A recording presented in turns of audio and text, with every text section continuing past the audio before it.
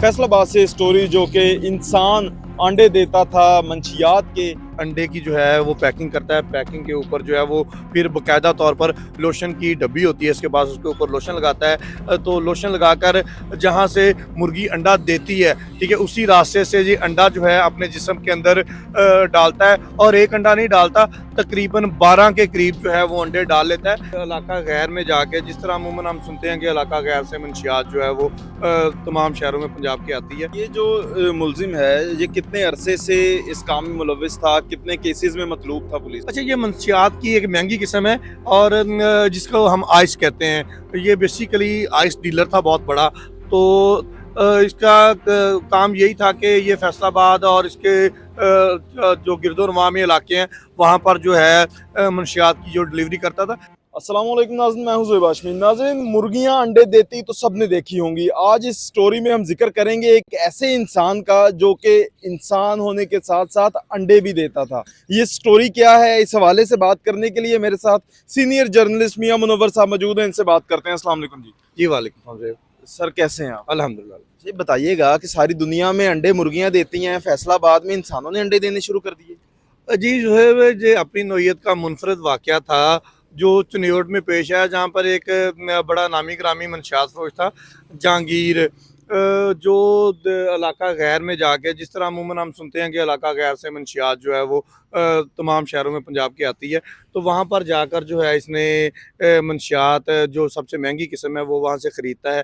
ख़रीद कर जो है उसकी अंडे की जो है वो पैकिंग करता है। पैकिंग के ऊपर जो है वो फिर बाकायदा तौर पर लोशन की डब्बी होती है, इसके बाद उसके ऊपर लोशन लगाता है। तो लोशन लगाकर जहाँ से मुर्गी अंडा देती है, ठीक है, उसी रास्ते से ये अंडा जो है अपने जिस्म के अंदर डालता है। और एक अंडा नहीं डालता, तकरीबन 12 के करीब जो है वो अंडे डाल लेता है, जिसकी वीडियो जो है वो तो पुरानी होती है, हमें हमारे पास पहले की मौजूद होती है। तो जब एक सीसीडी का 17/12/2025 को एक मुकाबला होता है जिसमें एक जहांगीर नामी मंशियात फरोश जो है वो हलाक हो जाता है।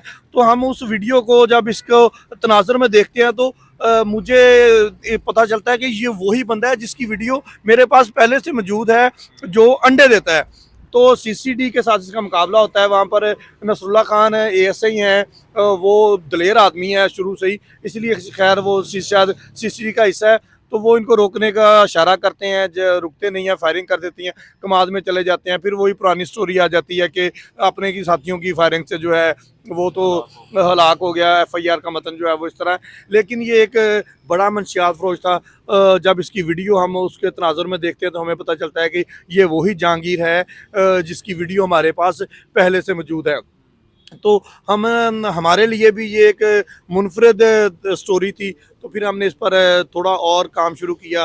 वहाँ की पुलिस से रब्ता किया गया, यहाँ की पुलिस के जो लोग थे, क्योंकि ये सिर्फ चिन्योट में मंशियात नहीं फ़रोख्त करता था, बाकी जो शहर हैं उसके करीब करीब फैसलाबाद, जंग, टोबा, चिन्योट, जो इसके सराउंडिंग में जितने भी आते हैं वहाँ पर जाके जो मंशियात फ़रोख्त करता था। हमने फिर सबसे रब्ते किए, इस स्टोरी पर काम शुरू किया। फिर ये स्टोरी हमने इकट्ठी की, उसके बाद हमने इसको ब्रेक किया कि सिर्फ मुर्गी अंडे नहीं देती, फैसलाबाद में, चिन्योट में एक इंसान भी ऐसा था जो अंडे देता था। अच्छा, मुझे बताइएगा कि ये मंशियात की कौन सी किस्म जो है स्मगल करता था और किन किन इलाकों में जाता था?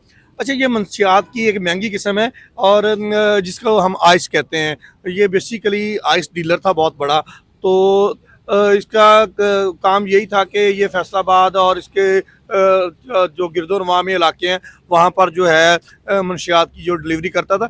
लेकिन बहुत सारे मंशियात फरोश जो है, अब आपने पहले भी सुने होंगे, ये मुकाबला हुआ सीसीडी ने मार दिया, ये मुकाबला हुआ फैसलाबाद पुलिस ने ज़ख्मी कर दिया, ये मुकाबला हुआ चिन्योट पुलिस ने ज़ख्मी कर दिया।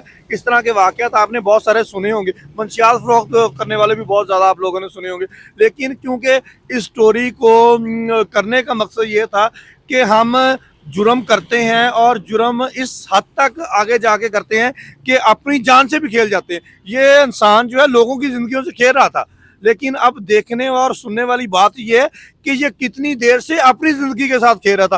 खुदा ना खास्ता, अब तो खैर वो इस दुनिया में नहीं है, वो अंडा जो है वो इसके जिस्म में खुल जाए, ठीक है, और या वो बाद में वो बाहर ना निकले, जिस रास्ते से अंदर डाला गया है उस रास्ते से वो बाहर ना निकले, तो फिर क्या आलम होगा।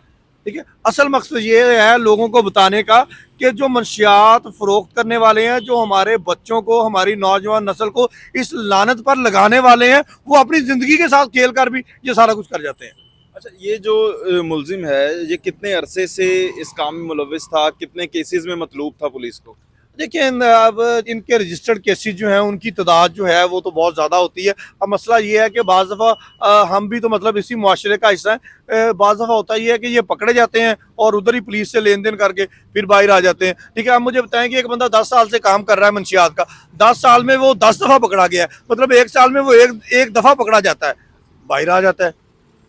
ठीक है, मतलब ये होता है कि हम कमज़ोर दफात के तहत मुकदमा दर्ज करते हैं। हम वहाँ पर जब उसकी अदालत में उसका चलान चल रहा होता है, वहाँ पर हम गवाहियाँ जो हैं वो गलत दे देते हैं। हम हमारे साथ जो बंदे होते हैं उन बंदों के नाम हम गलत लिख देते हैं। मतलब अगर हम फेवर देना चाहें तो हम इस तरीके से फेवर दे देते हैं। इसीलिए जो है वज़ीर आला पंजाब मोहतरमा मरियम नवाज़ ने ये फैसला किया था कि मंशियात जो है वो अब रेड लाइन है। मंशियात इतनी हमारे नौजवानों को के अंदर रच चुकी है कि इसको रेड लाइन करार देना ही पड़ेगा। जब रेड लाइन करार दिया है तो फिर हर चीज़ सामने आ गई है। सीसीडी मुख्तलिफ मुकाबले करती है, मुख्तलिफ कार्रवाइयाँ कर रही है मंशियात फरोशों के खिलाफ। इन तमाम कार्रवाइयों को, इन तमाम जो काम है सीसीडी की जानिब से, ये शिकंजा टाइट किया जा रहा है, इस हवाले से आप क्या कहते हैं? इसको आप कैसे देखते हैं? अच्छा जो है मैंने कुछ दिन पहले भी इस पर एक व्लॉग किया था सीसीडी की कार्रवाइयों पर। मैं आपसे एक सवाल करता हूँ आज कि आप जराइम कोई नहीं करते, आपको कितनी दफ़ा सीसीडी ने पकड़ा है? एक बार भी नहीं। आपके किसी रिश्तेदार को पकड़ा हो? नहीं, बिल्कुल नहीं। जब आपके मेरे रिश्तेदार या मुझे और आपको किसी सीसीडी वाले ने नहीं पकड़ा, तो सीसीडी हर उस बंदे को ही पकड़ रही है ना जो कोई जुर्म करता है। अगर जुर्म करता है उसको सीसीडी पकड़ रही है और उसको सजा दे रही है। अगर वो सीसीडी की कस्टडी से भाग जाता है तो वो अपने साथियों की फायरिंग से हलाक हो जाता है, तो फिर इसमें मजाका क्या है? मुझे ये बताया जाए। बड़ा सीधा सा सवाल है इसके अंदर कि अगर सीसीडी किसी आम शहरी को तंग नहीं करती और जो मंशियात फरोख्त करने वाला है, जो डकैतियाँ करने वाला है, जो लोगों को कत्ल करने वाला है, जो दहशत फैलाने वाला है, उसको पकड़ती है तो उसको पकड़ना चाहिए। मेरा तो ख्याल है ये फैसलाबाद और पंजाब पुलिस का काम था जो सीसीडी कर रही है। सीसीडी कर रही है, बिल्कुल ऐसे। बिल्कुल नाज़रीन, हमारे साथ मियां मुनव्वर साहब मौजूद थे। फैसलाबाद से स्टोरी जो कि इंसान अंडे देता था मंशियात के, उसको पकड़ लिया गया और उसके बाद जो पुलिस मुकाबले में वो अपने ही साथियों की जो फायरिंग है उसमें हलाक हो गया। ये बड़ी अहम स्टोरी थी। फैसलाबाद के हवाले से अगर बात की जाए या ओवरऑल अगर बात की जाए, मुख्तलिफ जो मंशियात फरोश हैं मुख्तलिफ तरीके कार अपनाते हैं ताकि उनकी जो मंशियात है वो इलाक़े गैर से जो है वो मुख्तलिफ शहरों में, मेन शहरों में स्मगल की जा सके और उनके जो खरीदार हैं उन तक पहुंचाई जा सके। लेकिन सीसीडी की बड़ी कार्रवाई, और इस पर बिल्कुल उनको सराहना भी चाहिए कि उन्होंने बड़े एक अच्छे तरीके से इसको जो है कार्रवाई करते हुए पकड़ने की कोशिश की, लेकिन क्योंकि पुलिस मुकाबले में अपने ही साथियों की फायरिंग से हलाक हो गया। इसी के साथ मुझे इजाज़त दें, अल्लाह ने के बाद।